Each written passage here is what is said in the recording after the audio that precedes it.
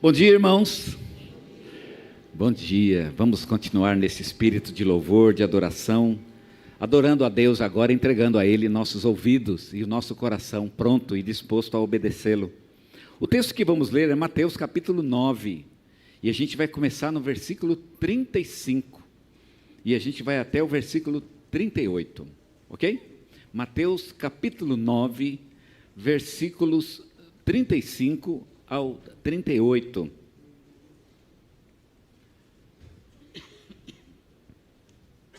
A palavra do Senhor diz assim: E percorria Jesus todas as cidades, povoados, ensinando nas sinagogas, pregando o evangelho do reino e curando toda sorte de doenças e enfermidades. Vendo ele as multidões, compadeceu-se delas, porque estavam aflitas e exaustas, como ovelhas que não têm pastor. Então se dirigiu aos seus discípulos: A seara, na verdade, é grande, mas os trabalhadores são poucos. Rogai, pois, ao Senhor da seara, que mande trabalhadores para a sua seara. Eu queria pensar um pouco com vocês hoje, nesse texto, que retrata a segunda viagem que Jesus fez. No Evangelho de Mateus, Jesus ele faz algumas viagens, nos Evangelhos, na verdade. A primeira viagem missionária de Jesus, ela está registrada no capítulo 4 de Mateus. O primeiro sermão, o Sermão do Monte, que aconteceu nos capítulos 5 e 6, aconteceu durante 5, 6 e 7, aconteceu durante a primeira viagem missionária de Jesus. E agora no capítulo 9, Jesus ele acaba de fazer a segunda viagem missionária. A segunda viagem missionária de Jesus, ela foi um pouco mais ampla do que a primeira. Na primeira ele fez uma viagem mais curta, apenas pela Galileia. Na segunda viagem ele foi um pouco mais longe e abrangeu uma área um pouco maior. E foi uma viagem também que levou um pouco mais de tempo. E agora quando ele termina, e o capítulo 9 de Mateus é exatamente o final da segunda viagem, e quando chega no final da segunda viagem, Jesus, ele como se fizesse uma espécie de relatório aqui com os seus discípulos. Um tipo de relatório de viagem. Vamos aqui colocar os pingos nos is, vamos ver o que a gente viu, o que a gente aprendeu, qual foi a nossa impressão dessa segunda viagem. E aí então Jesus ele vai falar um pouco a respeito dessa viagem. E ele usa então essas expressões que nós lemos nesta manhã. Ele disse, e essa foi a impressão final de Jesus, e essa é a conclusão dele, de tudo que ele viu na sua segunda viagem, é de que a seara realmente é muito grande.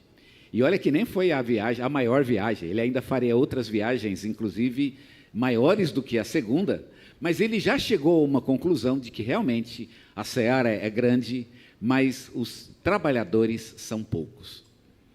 Eu queria pensar um pouquinho então sobre essa expressão de Jesus, essa avaliação de Jesus. A avaliação de Jesus, e eu queria que a gente fizesse essa pergunta e pensasse nela.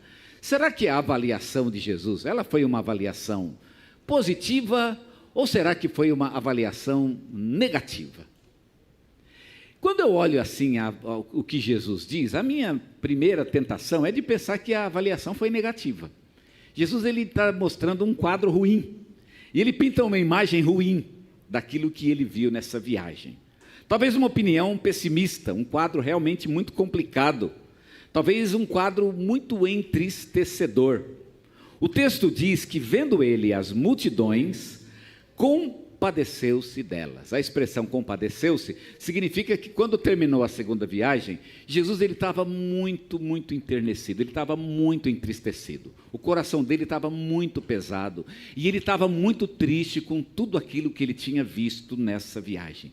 A alma de Jesus estava carregada de remorso no final dessa viagem. O coração dele estava apertado naquele momento. Ele tinha como que um nó na garganta depois de tudo aquilo que ele tinha visto e ouvido nessa viagem. E Jesus então fez um quadro daquilo que ele viu. E o quadro que Jesus fez do que ele viu é um quadro duplo. E ele vai passar isso então para os seus discípulos.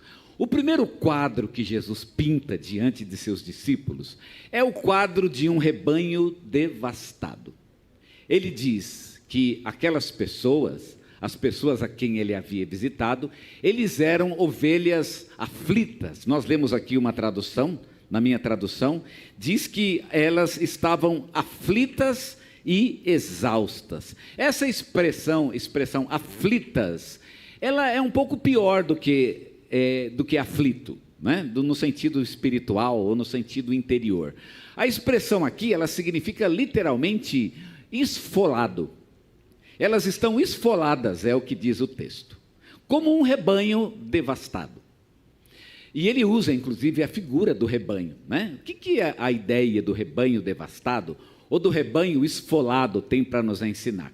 É como se você olhasse para o quadro de um rebanho depois que passou por ali uma alcateia de lobos, por exemplo.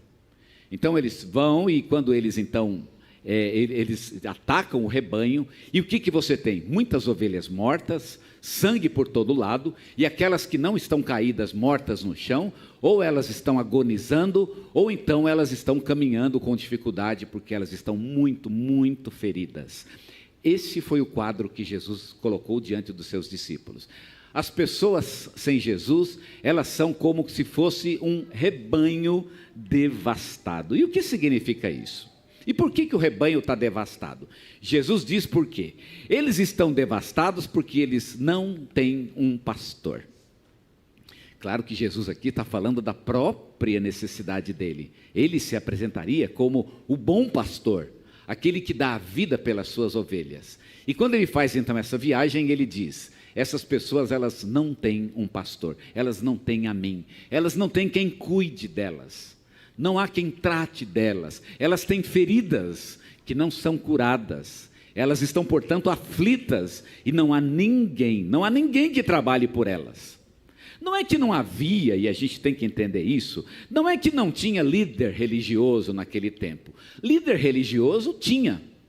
Havia naquele tempo toda uma multidão de levitas, uma multidão de sacerdotes, de profetas, havia toda uma legião de líderes religiosos, de sinagogas, e cada sinagoga tinha sua própria liderança. O fato é que só em Jerusalém, eu li em algum lugar, que havia pelo menos umas 400 sinagogas ali nos arredores de Jerusalém e na cidade de Jerusalém. Então não era falta de líder religioso, isso tinha de monte. O que estava faltando realmente era alguém que cuidasse intimamente dessas pessoas, que amasse essas pessoas realmente de coração, alguém que trabalhasse realmente por elas, por amor.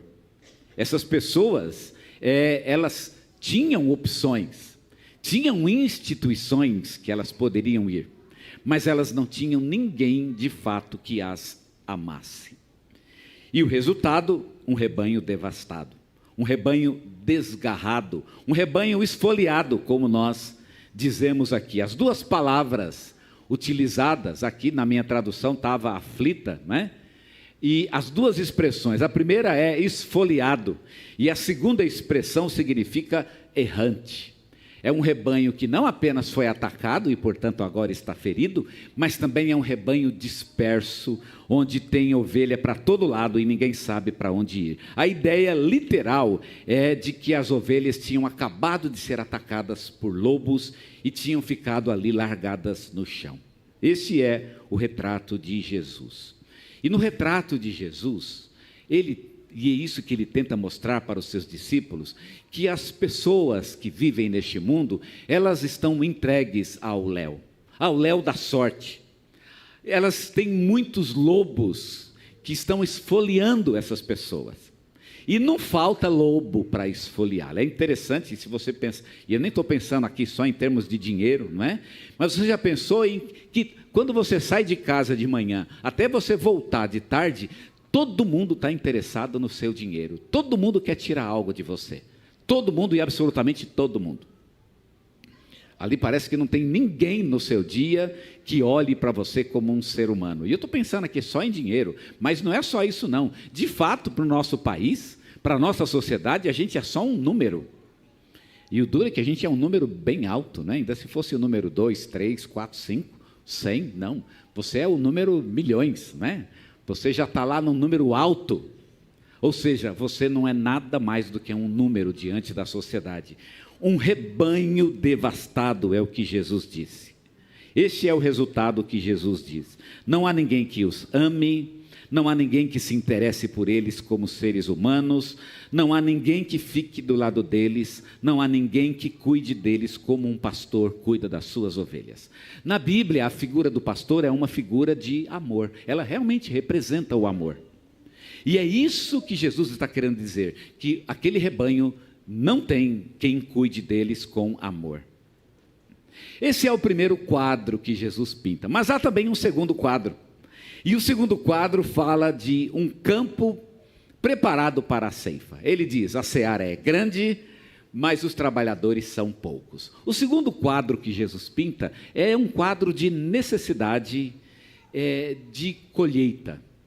O quadro do campo preparado para a ceifa é um quadro positivo, se você pensa bem. Pensa aqui num campo, e aquele campo já amadureceu, e os frutos estão maduros, e agora só está faltando alguém para ir lá buscar os frutos. Existem poucos trabalhadores para colher esses frutos. Então eu posso dizer que Jesus viu também um quadro positivo. Se a necessidade de Jesus é muita, e se as pessoas precisam muito da presença de Deus, e há realmente um vazio no coração dessas pessoas, que precisa ser preenchido por Deus, então significa que elas estão prontas para receber o Evangelho. Toda e qualquer pessoa quer o Evangelho, deseja o Evangelho mesmo que ela não o saiba. Jesus viu aqui um quadro de esperança.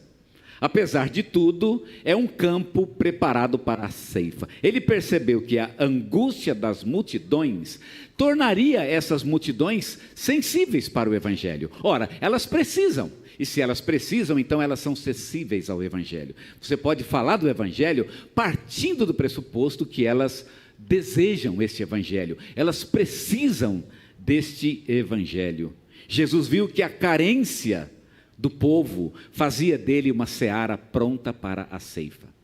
Quando você sente que você tem uma carência de Deus, quando você sente que precisa de algo em sua vida, algo melhor, quando você sente aquele desejo, aquele anelo por buscar o Senhor, e você diz: realmente há um vazio no meu coração, e eu sei que só Deus pode preenchê-lo, então você é um campo preparado para a ceifa. Deus tem trabalhado na sua vida de modo que esse fruto amadureça, só falta de fato ser colhido, e é exatamente isso que Jesus viu. Ele viu um campo pronto para ser colhido. O Brasil não está desiludido com o Evangelho. O que o Brasil está é desiludido com o falso Evangelho. E se o problema do nosso país é o falso Evangelho, então o problema é menor do que eu estava pensando. É só ir lá e mostrar o verdadeiro Evangelho para eles. Mostrar como é de fato que se vive para Deus. Mostrar realmente o que é ter Cristo no coração. O nosso dever é mostrar o verdadeiro cristianismo para o nosso povo, porque o Brasil é um campo branco para a ceifa.